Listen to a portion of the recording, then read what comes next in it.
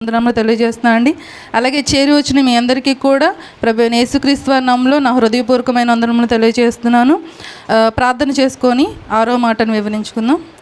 మహాపరిశుద్ధుడా, మమ్మల్ని అతిమిక్కులుగా ప్రేమించిన మా ప్రియ పరలోకపు తండ్రి, మీ ఘనమైన శ్రేష్టమైన నామమునకు వందనములు తెలియజేస్తున్నాం. నా తండ్రి, ఇప్పుడు మీ పిల్లల మధ్యలో మీ మాటలను పంచుకునే గొప్ప అవకాశాన్ని నాకు అనుగ్రహించిన విధానాన్ని బట్టి వందనములు తెలియజేస్తూ, మీ పిల్లలకు అర్థమయ్యే రీతిలో మీ మనసులోని మాటలు చెప్పగల జ్ఞానాన్ని నాకు అనుగ్రహించమని, అలాగే వింటున్న మీ పిల్లలు విని వాటిని విడిచేవారుగా కాక తమ హృదయం అనే పలక మీద వాటిని రాసుకొని ఆ మాటల ప్రకారంగా మా జీవితం ఉందా లేదా అనేది ప్రతి క్షణం పరిశీలించుకునే గొప్ప భాగ్యాన్ని దయచేయమని కోరుతూ, సమస్తాన్ని మీ చేతులుగా అభిషేత్తు మీ చిత్తానుసారంగా జరిగించమని మీ ప్రియకుమారుడు మా రక్షకుడైన యేసుక్రీస్తు వరకు శ్రేష్టమైన నామంలో ఈ ప్రార్థన మిక్కిలి వినయముతో అడిగి వేడుకొని చిన్న మా కన్న తండ్రి, ఆమేన్. ప్రియమైన దేవుని వల్లారా, ఈరోజు నాకు ఇవ్వబడిన మాట యేసుక్రీస్తు వారు సిలువలో పలికిన 6వ మాట. ఒకసారి బైబిల్లో మనం చదువుదాం. యోహాను సువార్త 19వ అధ్యాయము 30వ వచనం. యేసు ఆ చెరకు పుచ్చుకొని సమాప్తమైనదని చెప్పి, చాలు. యేసుక్రీస్తు వారు ఇక్కడ చెప్పబడుతున్న మాట 6వ మాటగా ఏముంది అంటే సమాప్తమైనది. సమాప్తమైనది అనేది మనకి ఒక్క మాటగా కనపడవచ్చు, కానీ దీని వెనకాల యేసుక్రీస్తు వారి 33.5 సంవత్సరాల జీవితం ఆధారపడి ఉంది. సమాప్తమైనది అనే ఈ పదం వెనకాల యేసుక్రీస్తు వారు భూమి మీద జీవించిన 33.5 సంవత్సరాల జీవితం ఆధారపడి ఉంది. యేసుక్రీస్తు వారు ఈ భూమి మీదకి ఎందుకు వచ్చారు అంటే, ఒక పని నిమిత్తం యేసుక్రీస్తు వారు ఈ భూమి మీదకి రాలేదు. ఒక పని నిమిత్తము ఒక కారణంతోనే యేసుక్రీస్తు వారి భూమి మీదకి రాలేదు. యేసుక్రీస్తు వారికి తండ్రి చాలా పనులను అప్పగించాడు. ఆ పనులన్నీ నెరవేర్చడం కొరకు యేసుక్రీస్తు వారు ఈ భూమి మీదకి వచ్చారు. వచ్చిన తరువాత తండ్రి తనకి ఏ పని అయితే అప్పగించారో ఆ పనులన్నింటినీ కంప్లీట్ చేసిన తర్వాత ఏం చెప్పారు యేసుక్రీస్తు వారు అంటే, సమాప్తమైనది అంటే ఇక కంప్లీట్ అయిపోయింది, ఇక మొత్తం కంప్లీట్ అయిపోయింది. ఎప్పుడు చెప్పారు యేసుక్రీస్తు వారు ఈ మాట అంటే, తండ్రి ఏదైతే తనకు పని అప్పగించారో ఆ పని అంతా కంప్లీట్ చేసిన తర్వాత యేసుక్రీస్తు వారు చెప్పినట్లు మనం చూడగలుగుతాం. ప్రియమైన దేవుని వల్ల యేసుక్రీస్తు వారి మరణానికి ముందు తండ్రికి యేసుక్రీస్తు వారు ప్రార్థన చేస్తారు. ఆ ప్రార్థన మనం చూడగలిగితే అదే యోహాను సువార్త 17వ అధ్యాయము 4వ వచనాన్ని చూడగలిగితే, చేయుటకు నీవు నాకు ఇచ్చిన పని నేను సంపూర్ణముగా నెరవేర్చి భూమి మీద నిన్ను మహిమపరచితిని. యేసుక్రీస్తు వారు తండ్రికి ప్రార్థన చేస్తూ అంటున్నారు. ఏమంటున్నారంటే, తండ్రి, చేయటానికి నువ్వు ఏ పని అయితే నాకు అప్పగించావో, నేను ఈ భూమి మీదకి వచ్చిన తర్వాత ఏ పని చెయ్యాలని నువ్వు కోరుకున్నావో, గ్రంథపు చుట్టలో ఏ పని చెయ్యాలని నువ్వు రాసుకున్నావో ఆ పన్నన్నిటిని నేనేం చేశాను, సంపూర్ణంగా సగం చేయలేదు. నా కొరకు నువ్వు రాసుకున్న ప్రతి ఒక్కటి కూడా సంపూర్ణంగా నెరవేర్చానని యేసుక్రీస్తు వారు తండ్రికి ప్రార్థన చేస్తున్నట్లు మనం చూడగలుగుతాం.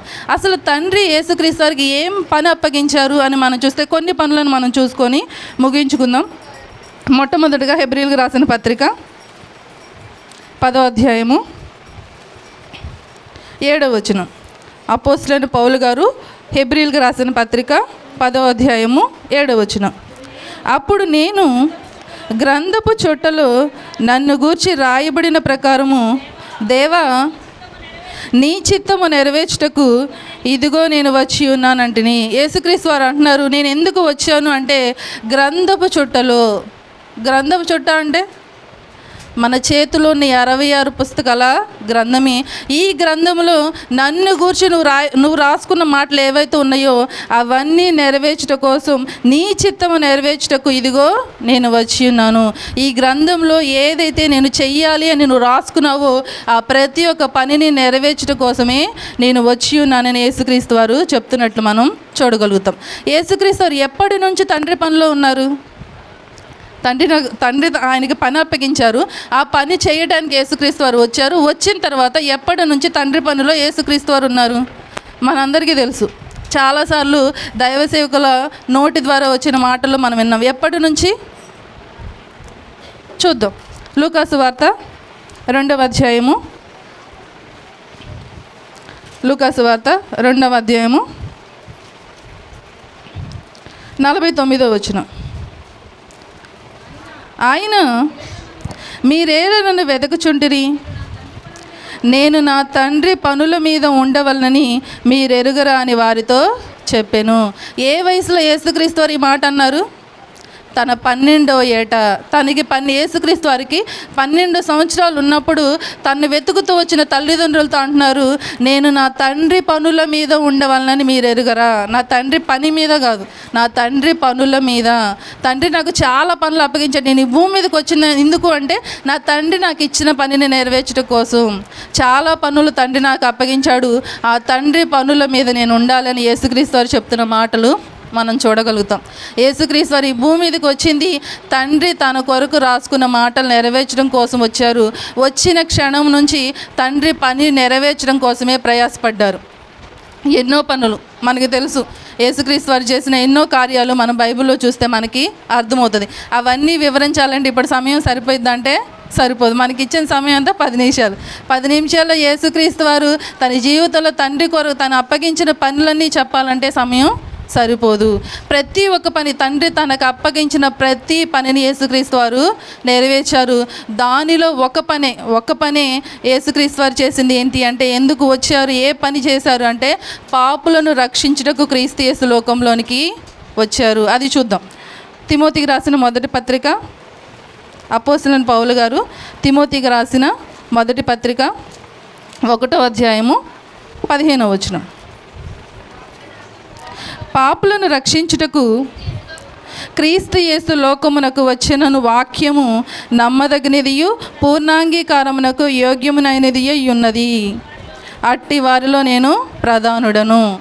యేసుక్రీస్తు వారికి తండ్రి చాలా పనులు అప్పగించాడు. ఆ పనులన్నీ తను పుట్టినప్పటి నుంచి ఆ పనులన్నీ నెరవేర్చుకుంటూ వచ్చారు. ఆ పనుల్లో ఒక పని ఏంటి అంటే పాపులను రక్షించాలి. ఈరోజు మనందరము కూడా ఒకప్పుడు పాపులు, ఈరోజు పరిశుద్ధులుగా మనం జీవించగలుగుతున్నాం అంటే కారణం యేసుక్రీస్తు వారి సిలువ త్యాగం. ఎందుకు గుడ్ ఫ్రైడే అని చెప్పుకుంటాం, మంచి శుక్రవారం అని ఎందుకు చెప్పుకుంటామంటే, పాపులుగా ఉన్న మనల్ని పరిశుద్ధులుగా మార్చిన రోజు ఈరోజు. పాపులుగా భూమి మీద పాపులకు పరలోకానికి వెళ్ళే అర్హత ఉందా? పరలోకానికి వెళ్ళే అర్హత పాపులుగా మనం ఉంటే ఉండదు. మరి ఎప్పుడు మనం పరిశుద్ధులుగా తీర్చబడతామంటే, ఎప్పుడైతే బాప్తీసం ద్వారా ప్రభువైన యేసుక్రీస్తు వారి రక్తంలో మన పాపాలను కడుక్కుంటామో అప్పుడు మనం పరిశుద్ధులుగా తీర్చబడతాం. ఆ పని నిమిత్తం యేసుక్రీస్తు వారి భూమి మీదకి వచ్చారు. వచ్చిన తర్వాత ఆ పని నెరవేర్చారనడానికి ఉదాహరణే మనందరము కూడా. మనందరం ఇక్కడ పరిశుద్ధులుగా దేవుని సన్నిధిలో నిలబడ్డామంటే యేసుక్రీస్తు వారు నెరవేర్చిన ఆ పని. తండ్రి ఏదైతే ఆయనకు అప్పగించాడో ఆ ప్రతి పనిని యేసుక్రీస్తు వారు నెరవేర్చిన తర్వాత సమాప్తమైనది. తండ్రి తనకు అప్పగించిన పనులన్నీ ఏమైపోయాయి? సమాప్తమైనది. యేసుక్రీస్తు వారు అయితే భూమి మీదకి తండ్రి పని నిమిత్తం వచ్చారు, మొత్తం సమాప్తం చేశారు. మరి మనందరం ఎందుకు వచ్చాం భూమి మీదకి? మనమందరము కూడా తండ్రి ఆయన పిల్లలుగా ఉన్న మనం. ఈరోజు క్రైస్తవులు అంటే ఎవరు? క్రైస్తవులు అంటే చాలా పేర్లు ఉన్నాయి. విశ్వాసులని, దేవుని పిల్లలని చాలా పేర్లు ఉన్నాయి. క్రైస్తవులం అంటే దేవుని పిల్లలం. ఆయన పిల్లలుగా మన బాధ్యత ఏంటి అంటే, మన గురించి కూడా దేవుడు ఈ గ్రంథపు చుట్టలో కొన్ని మాటలు రాసుకున్నాడు. ఆ మాటల ప్రకారంగా మనం జీవించాలి. మనం కూడా తండ్రి మనకిచ్చిన పనిని మనం ఏం చెప్పాలి? తండ్రి, చేయటానికి నువ్వు ఏ పని అయితే నాకు అప్పగించావో ఆ పనుని నేను సంపూర్ణంగా నెరవేర్చాను అని చెప్పగలగాలి. మనందరం చెప్పగలమా? ఒక్కసారి మన గుండెల మీద చెయ్యేసుకొని మనం ఆలోచిస్తే, తండ్రి మనకి ఇచ్చిన పనులు ఎన్ని పనులు చేయగలుగుతున్నాం? కష్టమైన పనులు ఇచ్చాడు దేవుడు మనకి. మనం మోయలేని భారాన్ని దేవుడు మన మీద మోపలేదు. మనల్ని ఇందాక సార్ చెప్పారు, మనం పరిశుద్ధులుగా జీవించాలన్నదే దేవుని కోరిక. నేను పరిశుద్ధుని కనుక మీరు పరిశుద్ధులుగా ఉండాలి. అది మొదటి పని అయితే, అనేక ప్రాంతాల్లోకి వెళ్ళి రాజ్య సువార్తను ప్రకటించి ఆత్మల భారం, కొన్ని ఆత్మలను సంపాదించాలి. మనం రక్షింపబడ్డాం, కానీ మన సహోదరులు ఎంతోమంది నశించి నరకానికి వెళ్ళిపోతున్నారు. వాళ్ళని రక్షించే బాధ్యత కూడా ఎవరికి అప్పగించారు? దేవుడు మనకు అప్పగించాడు. ఆ పనులు ఎప్పుడైతే మనం నెరవేరుస్తామో అప్పుడు కూడా మనం చెప్పగలం యేసుక్రీస్తు వారిలాగా, తండ్రి నీవు నా చేతికి ఏ పని అయితే అప్పగించావో ఆ పని నేను సంపూర్ణంగా నెరవేర్చానని. ఒక్క మాట యేసుక్రీస్తు వారు పలికింది. ఆ ఒక్క మాటలో యేసుక్రీస్తు వారి జీవితం మొత్తం ఆధారపడి ఉంది. మనం పలకబోయే ఆ ఒక్క మాటలోనే మన జీవితం మొత్తం కూడా ఆధారపడి ఉంటుంది. కాబట్టి ప్రియమైన దేవుని వల్ల పౌలు గారు అంటారు, నేను క్రీస్తును పోలి నడుచుకొనుచున్న ప్రకారము మీరు ఎవరిని పోలి నడుచుకోవాలి? నన్ను పోలి నడుచుకోవాలి. నేను యేసుక్రీస్తు వారు ఎలాగైతే జీవించారో ఆయనలాగా నేను జీవించాను, మీరు నన్ను మాదిరిగా పెట్టుకొని నేను ఎలాగైతే జీవించానో అలా జీవించాలని పౌలు గారు చెప్తున్న మాటలు మనం చూడగలం. కాబట్టి యేసుక్రీస్తు వారి జీవితంలో మన జీవితం కూడా ఉండాలి. యేసుక్రీస్తు వారు ఎలాగైతే సంపూర్ణంగా నెరవేర్చారో అలాగే మనం మరణించే క్షణంలో తండ్రి మనకిచ్చిన పని సంపూర్ణంగా నెరవేర్చేవారుగా మనమందరం ఉండాలని కోరుకుంటూ నా ఈ మాటలు ముగిస్తున్నానండి. ప్రార్థన చేసుకుందాం. మహాపరిశుద్ధుడా, మమ్మల్ని అతి మిక్కిలిగా ప్రేమించిన మా ప్రియ పరలోకపు తండ్రి, మీ ఘనమైన